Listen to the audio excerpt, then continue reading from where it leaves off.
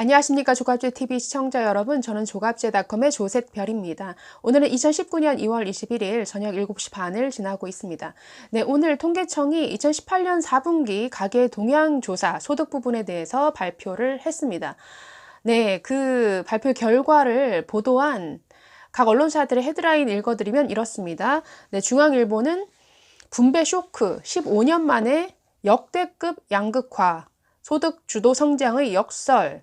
더 파이낸셜 뉴스는 더 커진 소득 격차, 소득 분배 최악. 대책은 세금, 재탕, 삼탕. 네, 조선일보도 하위 20% 소득 작년 4분기에 17.7% 급감, 사상 최대. 뉴시스 같은 경우에는 유리지갑 1분위 더 빈곤해졌다. 근로소득 감소율 최악. 네, 어떤 단어들이 지금 들리십니까? 역대급, 최악, 사상 최대, 이런 헤드라인에 이런 단어들이 들어가고 있습니다. 그만큼 지금 소득 분배가 너무나 악화되고 있다는 것을 오늘 통계청 발표를 통해서 또다시 확인할 수 있었는데요.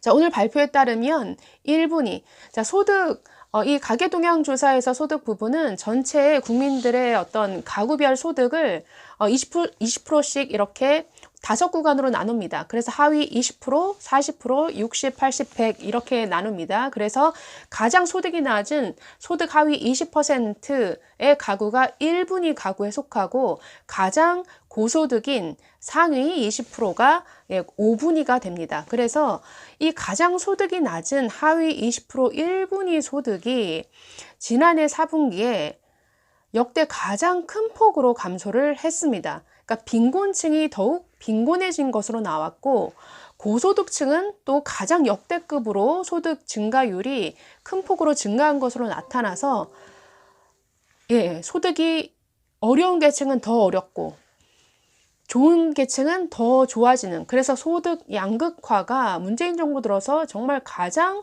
최악으로 소득 양극화가 심화되는 그러한 모습이 나타나고 있습니다.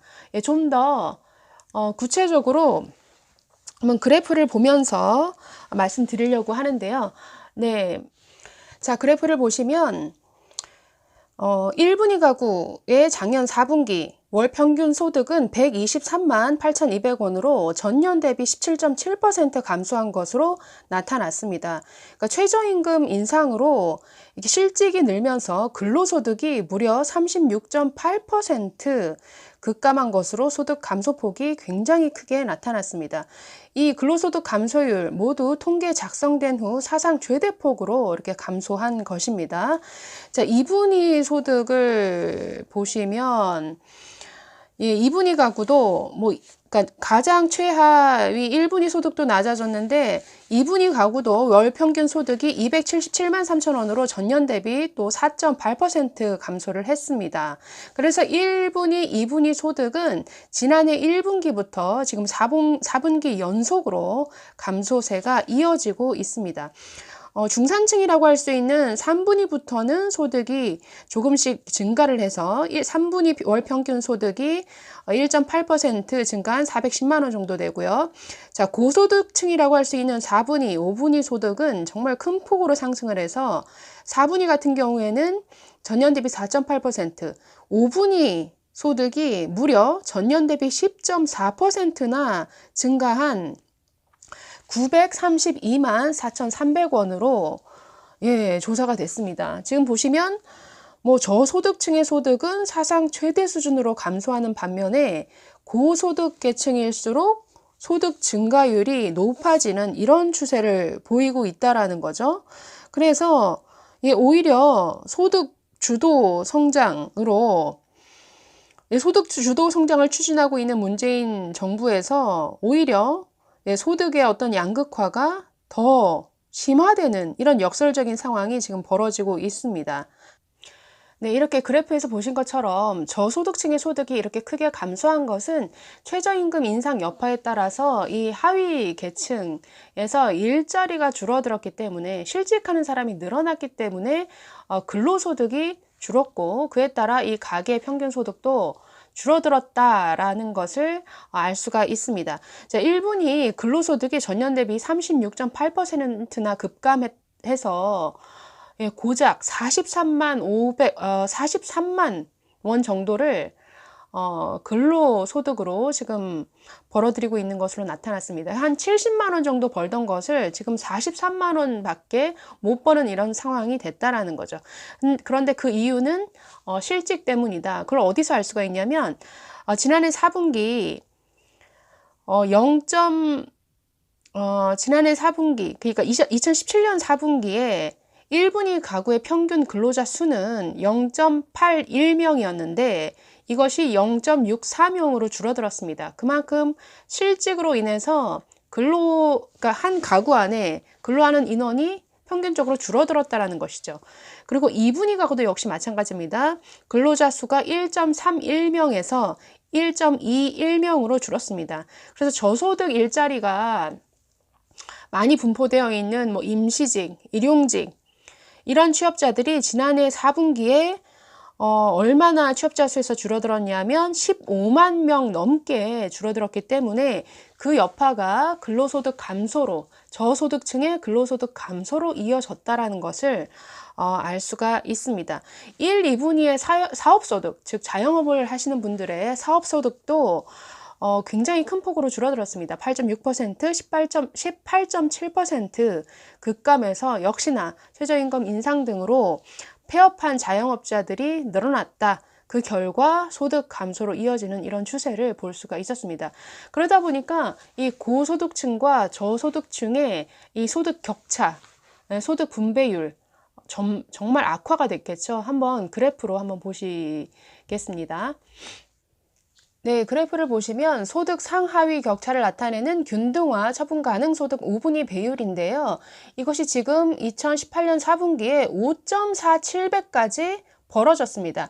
이것은 가장 소득이 많은 5분위 소득을 1분위 소득으로 나눈 그 격차가 얼마만큼 크냐. 그래서 이 숫자가 높으면 높을수록 그만큼 소득 양극화가, 그러니까 소득 분배가 좋지 않다라는 것을 나타냈는데요. 4분기 기준으로 5.37배나 그 격차가 벌어졌다.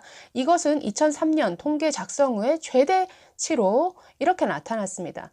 그래서 최저임금 인상 등을 통해서 소득 분배 개선하겠다.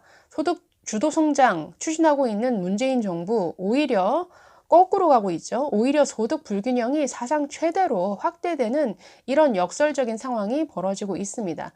자, 이것은 다른 그래프를 통해서 지난 정부와 비교해서도 이 문재인 정부 들어서 소득 양극화가 얼마나 악화되고 있는지를 한번 다른 그래프를 통해서 한번 보시면, 자, 이 그래프를 보시면 네, 빨간색 선은 1분위, 그러니까 소득 하위 계층의 소득 수준입니다. 그리고 파란 선이 가장 고소득층 5분위의 소득을 나타내는데 어떻습니까? 지금 2014년부터 2015년, 16년, 빨간 선부터 한번 볼까요? 저소득층 같은 경우에는 2017년 4, 4분기, 그러니까 문재인 정부 들어서 조금 좋아지나 싶더니 2017년 4, 4분기부터 급감하기 시작했죠. 그러니까 문재인 정부 들어서 이 저소득층의 소득이 정말 낭떠러지처럼 저렇게 아주 큰 폭으로 하락을 해서 2018년 4, 4분기는 정말 아주 나락으로 그 그래프가 떨어져 있는 것을 볼 수가 있습니다. 반대로 파란 선, 고소득층의 소득은 계속 증가하고 있는 것을 알 수가 있습니다. 지금 빨간 선과 파란 선의 차이를 한번 보시면 2014, 15, 16년 그 차이가 그 폭 자체가 그렇게 크지 않죠. 그러니까 소득 지난 정부에서 우리나라 경제가 정말 소득 양극화가 아주 가장 심했다라고 문재인 정부 신년 기자회견에서도 거짓말을 하셨는데 오히려 반대입니다. 지금 문재인 정부 들어서 저 파란 선과 빨간 선의 그 차이가 그 폭이 정말 몇 배로 더 커진 것을 볼 수가 있습니다. 그렇기 때문에 문재인 정부의 모든 정책들이 소득 양극화를 더 악화시키는 소득 분배를 더 악화시키고 소득 양극화를 더 심화시키는 이런 결과를 낳고 있다는 것을 이 그래프를 통해서도 명확하게 알 수가 있습니다. 자, 그리고 이렇게 소득도 줄어들었는데 오히려 나가는 돈은 더 또 많아지고 있습니다. 각 가구의 비소비 지출, 이 비소비 지출이라는 것은 뭐 세금이라든지 뭐 국민연금, 건강보험료, 뭐 대출금과 같은 뭐 이자 비용, 이런 사회보험료 지출 등이 포함된 항목인데요. 지난 3분기 비소비 지출 95만 3,900원으로 전년 대비 10%나 증가한 것으로 나타났습니다. 그리고 세금 부담을 보여주는 어떤 경상조세가 29.4%가 늘었고, 대출 이자 비용으로 나가는 지출 24.1%가 늘었습니다. 또 사회보험으로 나가는 금액 11.6%, 연금 지출 12.1%가 각각 증가했습니다. 그리고 상속세, 취득세, 양도소득세 등이 포함된 비경상조세도 38.4%나 증가했습니다. 그렇기 때문에 벌어들이는 돈은 저소득층은 오히려 줄어들고 또 나가는 돈은 오히려 그만큼 많아지는 이런 굉장히 가계소득 상태가 악화되고 있다는 것을 알 수가 있는데요. 자, 김영훈이라는 기획재정부 기획과장은 이렇게 말했습니다. 지난해까지 정부의 저소득층 지원 방안 중 기초연금 인상, 주거급여 개선만 반영됐지만 올해부터 아동수당이나 노인 일자리 확대, 기초연금과 장애인연금 인상 등이 반영될 예정이어서 저소득층 소득 여건이 개선될 것으로 기대한다.